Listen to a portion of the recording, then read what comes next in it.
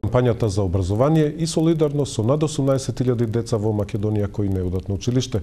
Вакви манифестации се одржа и во другите градови.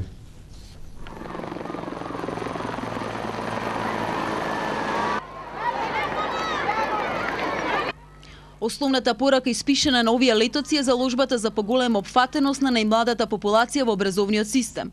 Во Македонија 18.000 деца не одат во училиште. Најголемиот дел од нив се од рурални средини и потекнуваат од сиромашни семејства. Обично завршуваат на улица, како питачи или како жртви на сексуална трговија. Тука ги покануваме градоначалниците на поголема одговорност.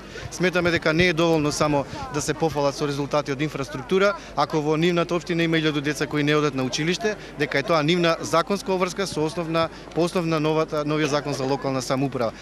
Кај нас околу 50% од населението има само основно или непотполно основно образование. Како начин за барем делумно надминување на состојбата, владата го најавува Законот за задолжително средно образование. Ќе бидат обезбедени бесплатни учебници, но се предложени казнени мерки за родителите кои нема своето дете да го пуштат во училиште. Ова е единствениот начин, вели премиерот Груевски, да ги натераме да разберат дека од сиромаштијата може да се излезе само преку образованието. Може се да ви оземе. Може да заработите многу или да добиете големо наследство или не знам да добиете наводарија и на некој начин во животот да го загубите тоа.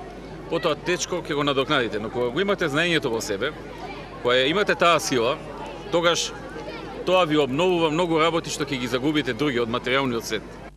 Оваа порака од друга страна многу добре разбираат оние деца кои можат редовно да одат на настава. Прво ќе завршам основното училиште, па средно училиште, па факултет. И потоа што сакаш да бидеш?